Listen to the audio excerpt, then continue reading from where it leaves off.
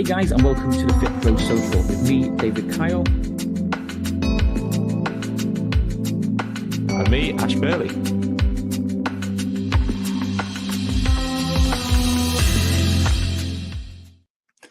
Good morning, good afternoon, good evening, and good night, and welcome to this week's episode of the FitPro Social. We've been away for a couple of weeks because I've been away on holiday and Dave's been away on holiday, but we are back now, and today we're going to be talking about AI, since it seems to be a bit of a hot topic at the moment. But before we dig into that, let's say a quick hello to Dave. He was looking much more podcasting than me today if you're watching this live, because he's got his headset on and mine's still packed in my bag. So I don't look as professional as you. Good morning, everybody. Good morning. We're also, just before this call, we were talking about video quality and everything as well. So I think it is really one of those big things where we just need to keep improving. The more you improve, the better things are going to get, the more professional it looks, the more people will watch, and the more things take off. And that's kind of every part of your fitness business. So yeah, if you haven't improved your fitness business in a long time, maybe these are things that you need to consider, that those small things do really start to add up. It's like anything, isn't it? Even when you're working with your clients, you think about all the little small changes and tweaks they make, they compound over time. And if you think, well, I've got to make these big, massive changes, sometimes that's just it's just too big to try and contemplate and think becomes stressful and pressure. But if you can just tick these little boxes off sometimes, it can make all those little difference. So yeah, like we just said before, can they get some new cameras? Can they get some new gear? Can they improve the podcast? So cool. So Dave, how have you been for the past couple of weeks before we dig into today's episode? You been good? Yeah, it's been good. Great topic that we're talking about today is AI coming for your fitness business, because AI has made huge differences to how we operate here at FitPro.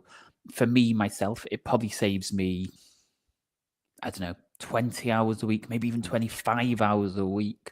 But then it all comes down to as well how well you use AI. But first of all, Ash, let's dive into why should FitPros be concerned about AI coming for their fitness business? I think the first side of it is understanding what AI can do. And I think you can look at it as what people use it for now. And I think in honesty, most people in our industry probably use it for content creation more than anything else, but it can do so much more than that. And we're already, especially from an online perspective, starting to see more and more AI used on the coaching side of this. So AI is now being used in different coaching softwares and support software for clients. It's also being developed in apps.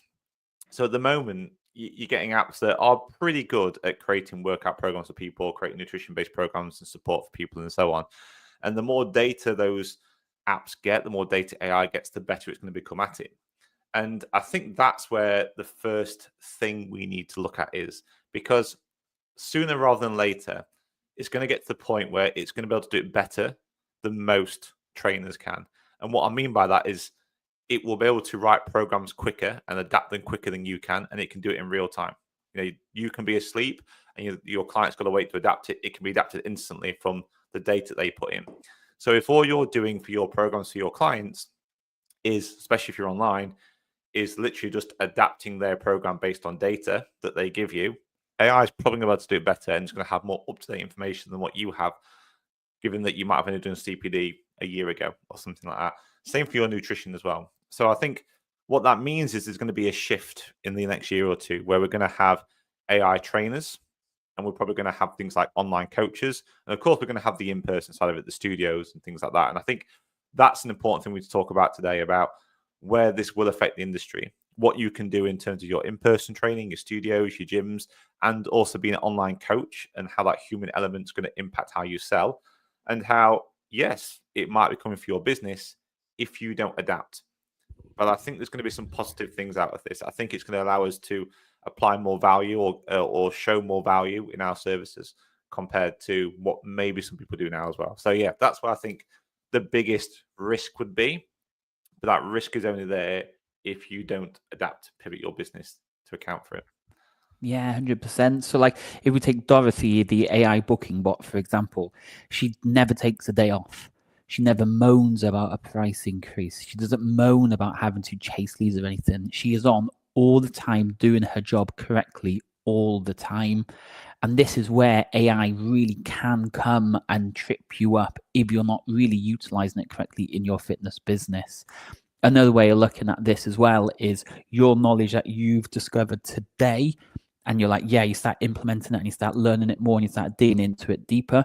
You do a quick search in ChatGPT and it already knows the next thing for tomorrow. And then it already knows what's coming the next day, and it's already knowing what's coming the next day. So it can adapt and improve its knowledge way, way, way quicker to what you can, which almost makes you inferior to AI because it's always getting better and better and stronger and knows more than you do, which can be scary. But this is why we shouldn't fear it, because we can make a huge change to our fitness business if we utilize it correctly. But let's keep going. Is there anywhere else you think like we should be a little bit scared of AI? I think from a fitness business perspective, I think that's the biggest one. I think the biggest one is in terms of how it's going to affect coaches, as in like how we're going to go and coach people. I think from a market perspective, there's going to be a lot of people who are going to start using AI-based apps in fitness more so than ever, when the likes of Apple and Samsung and Google and things like that start rolling out their freemium versions of new apps that develop at the moment that are going to be rivaling most coaching apps that are going to be out there. And I think those things people are going to be worried about. There's going to be an expectation that this app is free or this is freemium, so it's very low price, and they're getting the same kind of service and support as what maybe a lot of people are offering now, especially online, to their clients. And I think that's going to be the biggest hit, I think, because at some point the market's going to start shifting, and you're going to get people and trainers, which you get now, that just want the workouts, that just want a bit of accountability, that just want a little bit of training and having it adapted, and they're not having to think about it. Why would they go and pay somebody a few $100 or a few £100 a month when they can get it for free or for like $10 a month through an Apple app? And that's going to cause a big shift in the industry. And that's why I think there's going to be these AI trainers and these more like online coaching side of stuff. I think the there's scary other part elements about all of this, though, is a client said to you, I'm really struggling with this type of nutrition. I don't like this. And you're then having to go and research, or you're like having to get back to them in an hour or so because you're busy dealing with someone else, or you're putting the kids to bed or something, where the AI trainer has already updated it, has already fixed it, has already given them 10 different ways, 10 different exercises, 10 different meal plans, 10 different shopping lists. It's even talked to them and respond to them in the positive way, the motivating way. And it's just going to be so much quicker than what you could ever be.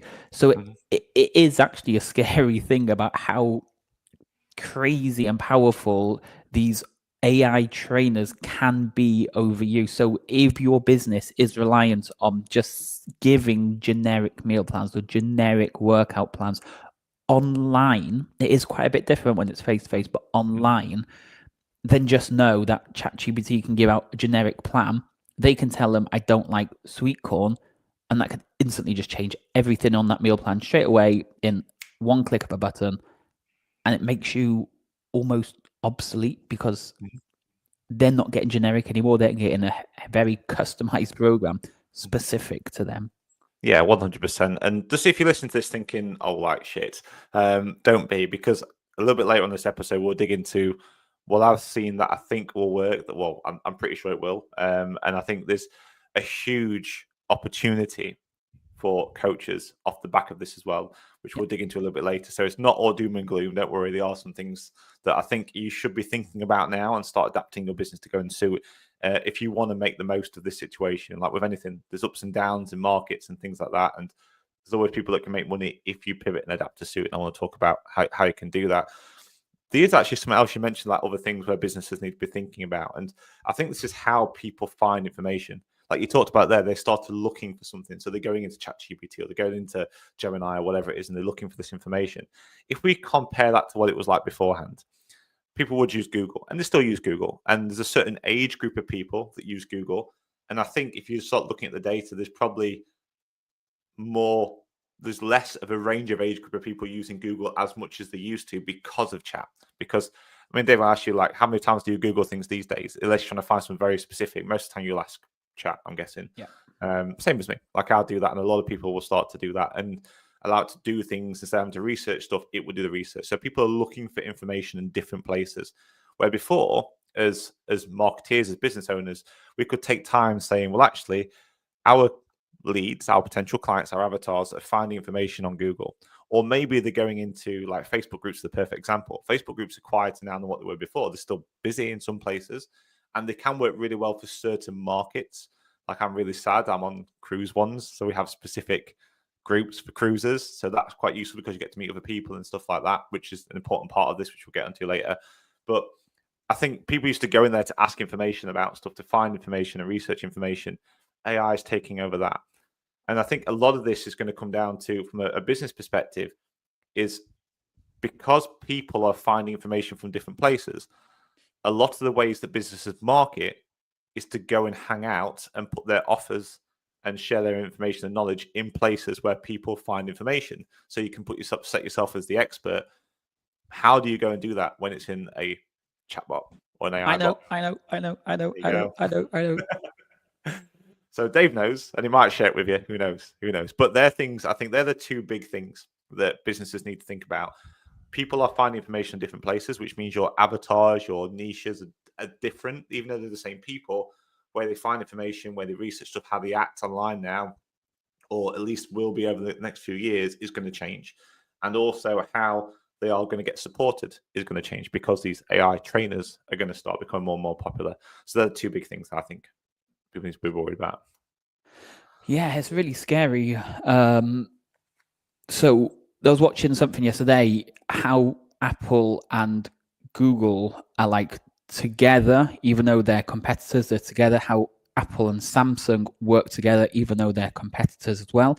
And one thing they said was how much Google pay to be the default browser or the default search engine on an Apple phone. So if you load up Safari and you type in something in the Safari search box, it's Google that appears, and Google pay, I might be wrong, but I think they said £20 billion a year to be the search provider as the default standard for Safari. That's how much Google are scared of ChatGPT and all this AI stuff, because like us now, we don't really search on Google anymore. If it's something local, like where's the closest hardware store, yeah, we'll jump on Google because Google Maps appears. And that, again, if you're not doing Google My Business stuff, you need to be on that.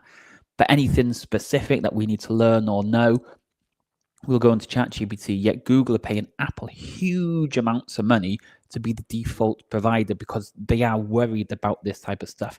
Now, I know you said, so let's just say a nice easy prompt. You would go into Google before and you type in personal trainers in Cardiff. And then Google would give you all the personal trainers that it knows in Cardiff based on people filling in their Google My Business, submitting their website contents on the website. It kind of just crawls through a load of sites. ChatGPT does very similar type of things. So if you take, can you find me the top 10 personal trainers in Cardiff? ChatGPT then will scroll Google, Bing, Yahoo, and all these other search engines. It doesn't crawl website and gather data. It does this massive search super quickly to gather all this information. Now, if you're putting into ChatGPT, tell me the 5 top trainers in Cardiff, and you're not appearing, that is telling us straight away that you've just given up on your organic side of content. You're not updating your website, you're not writing blogs, you're not on Google My Business, you're not Apple Maps, you're not on local search directories. You're missing out on so many different places to generate leads organically because you've been just on Facebook groups, or you've just been posting on Instagram and stuff like that. So AI can find your business really quickly as long as you play its game. And that game is putting content in the right places: websites, blogs, search directories, maps, and all these different places so that AI can find you. Yeah, 100%. I mean, I was chatting to some of our guys the other day, and they're talking about the idea of like organic content, because it's always compared, isn't it? Like, should go organic, should go paid, and so on. I think now more than ever, and moving into the future, a balance of both is going to be so important. I think just having one, if you take purely just ads are always going to work because it's just targeting people. But even that's now being affected by AI. Even like AI is being used in targeting. If you look at what's happening in Meta at the moment, that like it's being used more and more. And I think it's important to have that balance for both, because people might not be spending as much time on those platforms as they used to find information. So let's say to not go into groups anymore and spending time in there, they might not be on it as much. So what are they going to be doing? well, they're going to be using chat to go and do it. And that means you need to have that organic side of it. And we talk about flywheel marketing in our, with our clients. I think that's such an important thing. You need to make sure that anybody that comes into your ecosystem is constantly being shown all this stuff, is being access to all this stuff. So you have to be like on Google Maps, you have to have like Google My Business, you have to have things on Bing, you have to have bits of you everywhere. Because by doing that, it means that when these chatbots, these AI chatbots, are actually looking for you or trying to find information for somebody, they're picking those things up. It literally happened to me the other day. Somebody put in, this is what I want to do. This is in ChatGPT. They put in, this is what I want to do with my online business. I've got this, this, and this. This is what I want to go and work on. What would be the best software to go and work with, and how would be the best way for me to set it up? And all that stuff went in there. He said, these are the different softwares, however, that we would recommend using PT Distinction and speaking to Peter the Ninja about getting it set up for you. That happened through ChatGPT because someone put all the information in to help them go and find it. And that's the difference. And that's going to become more and more popular, I think, over the coming years. But you have to feed ChatGPT. So, like, if you go onto PT Distinction's website or PT Ninja, it's got Ash's information everywhere, what he does, who he works with. So it can scan the internet and see what you've. It's just like a search engine, but it just searches way more places than just Google. So Google searches just Google, so what Google has crawled, where ChatGPT and all these other ones search loads of different places, not just Google, but the search directories, Google Maps, Apple Maps, Reddit, and all kinds of various different places. So you need to be in these places, but most of all, you need to put the correct content so Google can find you, but also ChatGPT and Gemini and all these other chatbot agency, AI kind of search-based, I don't know what you want to call them. Yeah, can find you. I keep calling them AI chatbots. They're not really chatbots. But the AI chat things. I'm going to say AI agents, but not even really agents. Agents will be a big thing. I don't know what you call it now. Yeah, there's a proper name for it. What do they call them? I can't remember now. I'm sure it'll come back to us. We'll shout it out later when it comes back to us. There's a proper name for it. I can't remember. So yeah, language model. Finding leads is definitely one way, or getting your business discovered for people that are going to search from there. But if we, again, before we dive into the actual business itself, there's so many other ways that ChatGPT, Gemini, or whatever you're going to use can really help you in other aspects of your fitness business. And we were just talking earlier about contracts and terms and conditions and all this type of stuff. Now, they don't really like giving you this information because it's very what would the right word be? Very gray. I'm going to put a gray area. Yeah, it's kind of like a gray area because again, it's researching this information, it's scanning the whole the world and collecting this information. So it might not always be 100% specific to your business. I wouldn't say correct, because it could be correct, but it might not be specific to where you want to go. Yeah. But at the same time, it's not a legal professional, at the end of the day. ChatGPT and OpenAI, they're not legal professionals. I think that's where the grey area comes from. It's not always going to be correct. And you've always got that big disclaimer at the bottom. What ChatGPT might share with you may not always be correct. Yeah. And I think that's where the grey lies, and that's where these issues, these policies come into place that stop you from doing certain things sometimes. But there's ways around it. But yeah, so you could be doing these terms and conditions, and it can just pause and buckle and say not to give you that stuff. But at the same time, it can give you frameworks to get that information from. So unfortunately for solicitors and these type of things, they might be a little bit undone and not being able to sell you as much of a service because you're like, all I need is this document and this document, because you know what documents you need. So it can massively benefit your business in way other ways than just lead gen and supporting clients and creating nutrition plans. And I think that's quite an interesting thing there to mention. You mentioned they're like sisters, they might be worried about it. But this is again about pivot and adapting your business. So if I was a solicitor, I'd be saying, well, actually, currently, though, before AI was around, I'd be spending hours and hours writing contracts or getting my associates to write contracts for me, which is costing me money, costing me time. Well, now I can actually get ChatGPT to do it. And as a professional, who's trained, knows what to look for, can oversee it and submit it, which means I can do it at a quicker way. Yeah. Which means I could even do it for either the same amount of money or for less amount of money, but still make more profit on it, which means I can take on more clients. So you can market in a different way and actually make more money by doing it because you're using 100%. ChatGPT in your advantage. And it still adds that bit to it where you're like, well, actually, I've got this human touch. Somebody's signed this off who knows what they're actually on about as well. And I think that's an important thing to really think about. Like, you've got to look at these things and think about how you can pivot them. And you can also say, like, the contracts. If you're going on there to write a contract asking ChatGPT to do it, or was you ever going to go and pay a solicitor 500 quid to write it one? You wasn't, was you? Because you would have still gone to a solicitor because You've just done a Google written. search for exactly. free contracts and just deleted the download of that one. Yeah, exactly. So it's about, one, understanding your market and who that is, but also how you can leverage these tools and not be scared. Like, don't be scared of this. It's just a tool, and it's a very powerful tool. And yes, in some areas, it's gonna add competition in. Definitely going to add competition in. And as much as I don't want to be miserable about stuff, there are going to be some jobs that will not exist anymore because of AI. It's literally going to happen. I don't think coaching and training is going to be one of them. And we could talk about why in a minute. But some jobs it will be. Like, very basic low end. I'll say low end. If you get a graphic designer on Fiverr for $10, you probably don't need that anymore because chat will do it for you. So it's an AI will do it for you. So, like, there are going to be some roles, I think, on the lower end of the spectrum where it was just about time saving stuff that I think will start to disappear more and more.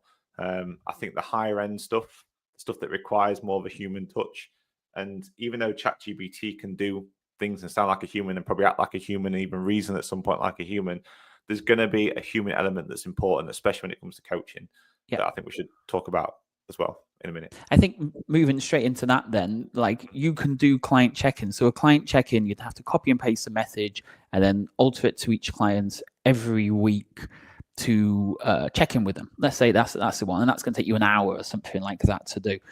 But what you could do now with ChatGPT and AI and these type of crazy stuff is it remembers the conversation it's had, and then you can trigger it to send a follow-up message every Sunday based on the last conversation that you've had to check in with it. And then you can say, just respond 3 times, and then I will take over. Now, imagine how much time that is going to save you, not having to go back for your notes to see what was talked about, because it remembers what you spoke about with it. And then it can have a nice natural conversation, getting you prepared and ready so you can take over. So if it's as simple of, hey, Ash, just wanted to check in as it's Sunday. Can you send your measurements over? I know you mentioned last week that you are going on another cruise. So I just want to make sure that your nutrition has been on point. How's everything been? And then Ash replies, and then you take over. You don't have to write that first initial message because chat knows what was spoke about last week. It knows what it's asking for. It sends that message. And when that person replies, you take over. And like, how much time is that going to save you? And like you said, with a solicitor who needs to check through all these contracts, it can tell chat what to look for, prompt it, and then chat can say this. These are the issues that need to be fixed. And it's like saved you hours and hours and hours of having to skim through it all because it's told you straight away, and then you go and fix it. Yeah, exactly. That's one of the things. These new tools that are going to be coming out are going to be so powerful and that are going to really help to save you no end of time, and also give you more of a professional feel, because it means you can respond quicker. You can make sure that you're not forgetting these things because it's there as an assistant, and that's pretty much what it can be. Like, your AI can be an assistant to go and help you, and that's really why I think a lot of businesses will need to start treating it. And you might be thinking, well, yeah, theoretically, if they're doing that, can't it just keep responding? Of course it can. Of course it can. It can get to the point where it can be trained up and keep responding. But you can have this other side of it because you're there taking over that conversation. You've got that human element, and you can leverage into that to go and sell that idea, because people will want that. There's a difference between having accountability to a bot and accountability to a human. A really good example of that is the Duolingo language app. Like, people play on it all the time for a bit and they love the accountability. There's a lot of AI built into it now where it tries to keep you on track and sends you notifications and remembers stuff and all that kind of thing. But eventually, if you don't want to do it, you won't do it, because at the end of the day, it's just a computer program that's getting you to do it. And adherence does drop off. In fact, the data shows that kind of gamification AI actually works for a while, but most people don't actually learn a language from it. They just know words. They don't actually come out with any like useful language or ability to speak that particular language. But you start hiring a coach to help you go and do that, who might use similar tools to help you go and do that, but they're held accountable to them. That's the difference, because then now you're accountable to a human, and there's an emotional connection with that that's going to mean you're probably going to do better. Means you're probably going to have higher adherence because there's actually a human on the other side of it. And I think we'll see that across all industries. I think there's going to be a time in the next decade where you will have AI in service industries, like in restaurants and things like. You already have it kind of. You have things like that, ordering kiosks. Why wouldn't they do more and more of that? And you'll get to the point where, okay, if I'm a bar person, or I'm I work in service as a waiter or whatever, and you think, why do you do that anymore? Because bots, robots, AI, as you look at robotics and development at the moment, that's not far away until that stuff will happen. Why would you spend all that money hiring somebody when you can have this AI-powered robot that's already kind of exists and probably do it a lot cheaper than what it would be than actually having a human doing it, have it open all the time, make more money, make more revenue? That stuff will happen. But that said, people will pay more to have a human service. People will pay more to be served by a human. And that means those jobs are probably going to become more sought after. It wouldn't surprise me that in the future, maybe like a decade or two's time, people working in the service industry, like in the UK, will probably get paid a lot more money than what they're being paid now, not just for inflation, but I mean in general, because it will be a more sought after service because people want those levels of connection. And we're always going to want that level of connection as humans. And I think that's why you should never be scared of AI, as long as you pivot and adjust it and lean into and leverage that human connection. That's why face-to-face and in-person works well. And I think that's why online coaching will work well. But you can't be just an online personal trainer anymore. I think you'll be game over in the next 5 years if that's all you're doing. Well, how many studios tried to introduce like massive screen workouts where you had a trainer pre-recorded workout and everybody would turn up and do the workout that was happening on screen, and it just hasn't taken off. And like people are thinking, oh yeah, it's going to be a big thing. Peloton and all these type of things that kind of thought, yeah, it's going to be a real big thing. Everyone's going to want to follow this online person who can't respond to me because it's just a pre-recorded thing. Like the human touch is always going to be a huge factor in it. And after all, AI can't spot you doing a heavy squats. No. AI can't like make sure you're turning up to the gym when you're just not feeling like it with a phone call to chat about it and go over your fears and worries and everything. Like there's so much more that human touch, a human person can have over it. And like you said, the cost, people are probably going to want to pay more. The more AI comes in, the more people are going to almost, I wouldn't say rebel, but like, well, you see it all the time already. How many of these are doing phone call agents, AI phone call agents? And you speak to somebody and like, no, just speak to a real person. Just fucking speak to a real person. Beat like pressing all the buttons, 5, 6. I want to speak to somebody proper. So it is going to become a thing where people start rebelling against it in a little way because they want to talk to somebody, a real person. Yeah, and that's only going to drive your value up. I think if you lean into that, I think a lot of the smaller businesses are going to benefit from this. I think if you're a sort of an SME, a small, medium kind of enterprise business, a small gym owner, online coach or whatever with just a small team, or just you as individual, like lean into that. Lean into the fact that you can go out there, talk about this stuff, be specific in who you want to go and help, and lean into the fact that you're offering that you're not just going to give them some AI powered program. Even now, it will make a difference, and it's going to make a bigger difference into the future as well. And I think you'll find that you'll be able to, people will be willing to pay more as more and more of these AI based trainers and apps come out. People will be willing to pay more for that human touch. Like Dave said there, the customer service of it, people will pay more because they have that customer service side of it. Just thinking something else there, like one of the worst conversations we have is when somebody hands their notice in. You know, when somebody hands their notice in and you're just like, oh yeah, I'm really sorry. Yeah, you may leave. Like, okay, I'll cancel your contract here and that's it. You don't have to come back to the gym. None of us really fight for our clients to stay. Like we have a few KPIs that Holly has to do when somebody hands in their notice, but we're not trying our hardest to get them to stay. Whereas you could program an AI bot in. So when someone texts messages to say, or emails to say, I want to cancel my notice in, she can then have a conversation with them to try and work them back on side to get them in. So you don't have to put your emotions into that person. That's one of the things that we say a lot to our incubator clients is have a cancellation or payment person name. So if you're the single operator in your business, let's say you're called David and they know you because they see you all the time, you coach them and all that type of stuff. Your payment finance person is called Ash. It's your number. It comes directly to you, but you sign it all off as Ash. That way, then they don't talk to Ash the same way because they don't think it's you. They think it's not you, so they have a different emotional response to it.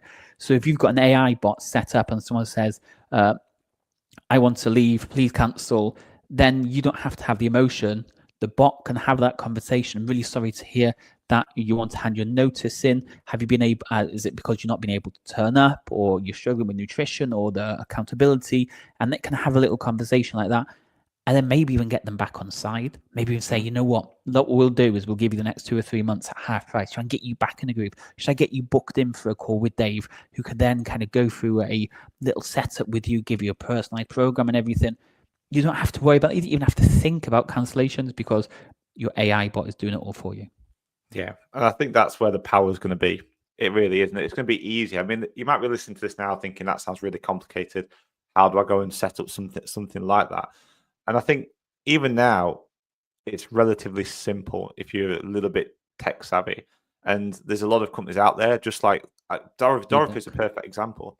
Like Lead Deck and Dorothy. Like, it's simple because someone's doing the work for you and got it all set up and done for you. So like, these things already exist, and it's only going to become easier and easier and easier to use these tools. And it's only going to become easier and easier and easier to make similar tools. I mean, you can literally use AI to create AI tools for you now. It's like it's not as complicated as you might think it is. So if you're worried about this and you're a bit of a kind of technophobe, don't panic, don't worry. Like, it's getting easier, it's getting more simpler to use, and there's companies like Lead Deck around there who are already utilizing these tools that you can now get involved with and let them help your business too. Can I just stop you there quickly? There's one. So because we're talking about this now, and it's quite a scary thought to you. Now, we've seen this come around before when something called GDPR came around, and it was really complicated and really scary. And then you had, what is the correct term? You had these shitty companies who were trying to scare you even more, sell you £1,000 products for something that you could have just written yourself. So please be careful out there. There's loads of companies that are just fucking weasels, basically, who are just not going to deliver anything. They scare you with their scare marketing tactics and all that type of stuff. So all I would say, and we say this to everybody, anybody that comes to do ads with us who've never done ads before, we give them all the training so they can see how we do it all. So they know if we're asking questions that are actually going to benefit them. Like if I said to you, what is the cost per sale? And you don't know what cost per sale is. And I just think, yeah, just tell them that's a good cost per sale. And they take my word for it. They don't know any better. So it is going to be worth, if you are a technophobe, like you were just saying them, go and do a little bit of research, watch some videos. Even if it just goes completely over your head, you're still having a bit of an insight into how it all works, how it should be set up, what type of words should be used. So no one's taken advantage of you, basically.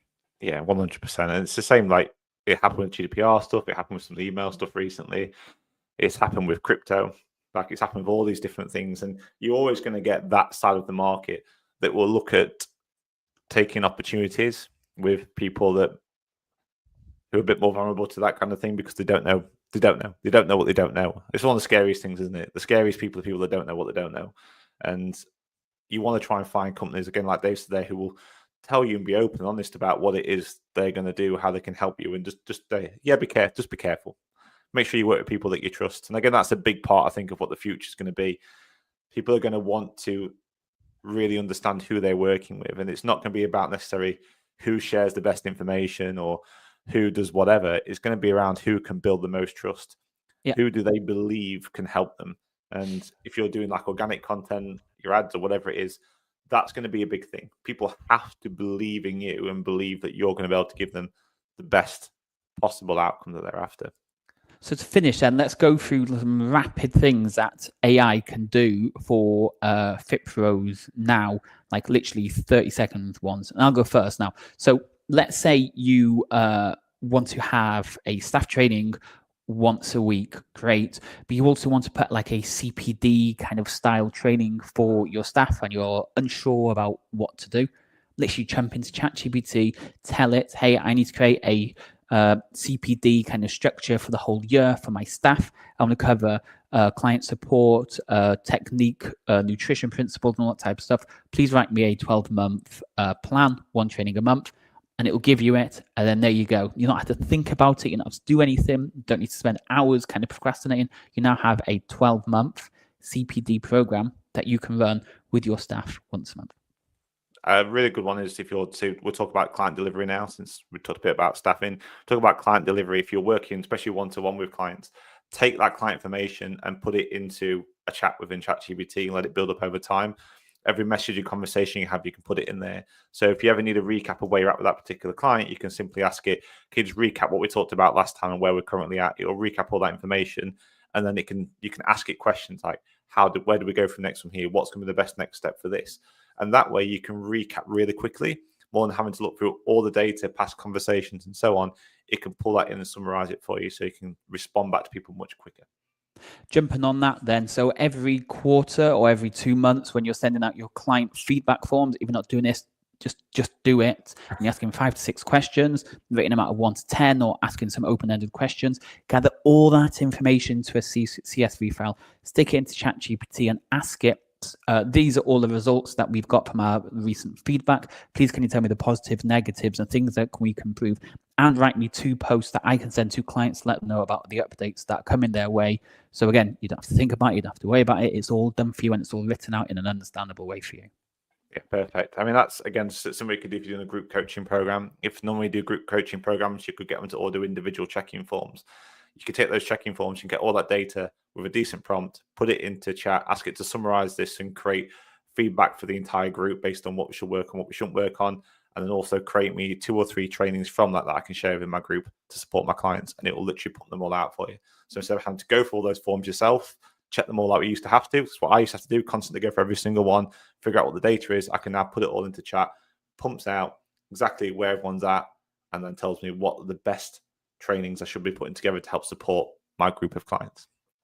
So you're the expert personal trainer. You've been taught a certain way. You know how to say specific things in a specific way to get someone to do a deadlift. But that's the thing. You've taught one way. You've learned one way. You've learned one set of terminologies. And maybe you've got these couple of clients who it's just not clicking. They just don't get what you're saying. Again, grab that information that you usually say. I'm teaching someone to deadlift. These are the terminologies they're getting. They just not seem to be doing it correctly. Maybe they're not dropping, they're not keeping their shoulders back or anything. And whatever I say, it's just not working for them. Can you give me 5 to 6 different ways I can explain it to them so I can give it a go? Again, that gives you 5 or 6 different ways that you probably never even thought of, that you can now try it with your clients and think, wow, yeah, that worked. And then you can pass it on to the rest of the team. And I think, again, perfect. I love it for that client support stuff. I think so many people underuse it for that, especially in this industry. I think most people tend to use it for content creation, which has its pros and cons. The other thing I think is definitely really useful for this is if you've got any kind of bottlenecks within your, we'll say, funnel for the time being that you're struggling with, you can get it to look for that to try and help you. So let's say if you've got a sales copy on a sales page, everyone seems to be getting to that sales page, but doesn't seem to be converting. Give it the data. Say, look, we've got this many people coming to here. This is the ad they've got running to it. This is the sales copy I've got at the moment. This is the avatar I'm working with. Look at this and tell me where I'm going wrong. How can I make improvements for this? And it will come out and it literally rewrites copy for you. It'll even give you split tests to go and do, and then test it out and try it and keep feeding the data back to it, and it will help you improve. Just treat it like an assistant that's trying to help you improve stuff.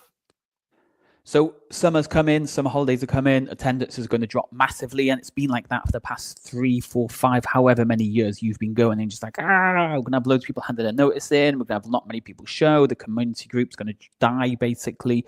Tell ChatGPT this and say, I need 3 to 5 ways to motivate clients to not hand their notice in. I need 3 to 5 ways to make sure the support group is on fire. I need 3 to 5 ways to make sure those that are not going to attend can still get results. Go. And there you go. You've now got your summer holiday retention plan all sorted within a matter of minutes, basically.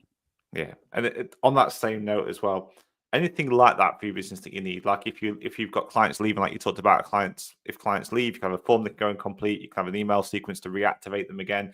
Give it all the information. Ask it to go and put these things together for you. I think the more you can teach it, the more you can help it understand who you want to work with, who you do work with, and your clients and that data, the better it can start producing these things. And the time it used to take to write these emails, to write these sales pages, all that kind of stuff, you can have the base of it done for you instantaneously, as long as you give it the right information, and then check it, make your edits, feed it back to it, and ask it to produce it again. And just like you would if you was working with a staff member, they produce something. I'm sure you do it with your team, Dave. They'll produce something. You probably check it the first few times. You'll give them feedback. They'll adapt it and adjust it. And you get to the point where it starts producing the right stuff most of the time. And you can get AI to go and do that. And then you just have to check it every now and again. Just make sure you have the right KPIs in place to check it. One final one from me. This is quite a funny one. So you work with a specific client. They always make loads of typos. Their sentences make no sense whatsoever. They got short sentences, long sentences, one-word sentences. It's just carnage. And then all of a sudden, they give you this massive, well-written, unbelievable post, and you're just like, yeah. You need to change that completely because that does not sound like you. So make sure you train ChatGPT to sound like you. The easiest way of doing that is download like your last 20 social media posts, put all of that into ChatGPT and say, this is how I write, this is my style and format, please analyze it. And then moving forward, then ChatGPT will write posts that sound just like you, because there's nothing funnier than seeing somebody that you've known for years write in a certain way, and then all of a sudden it's like, wow, did they just get like an A-star GCSE? Yeah, it's quite funny when to see people do that. I could think of someone recently that's been doing that as well. It's quite amusing. Begins with J. I don't know if you know it's the same guy I'm thinking of. JD is his initials. Right then. Okay. We will leave you all be. Hope it's been quite a fun episode, this one actually. If you're worried that AI is going to take over your business, do feel free to write some comments below, and we'll kind of get back to you. If you think you're really going to benefit from AI in your business, again, just let us know your thoughts. But until next week, I think we will have one next week. Yeah, we will see you all then. Excellent. Cool. Cheers, everyone. Bye-bye. Bye-bye. Thank you for joining us on this week's episode of the FitPro Social. Make sure you subscribe so you don't miss out on future episodes.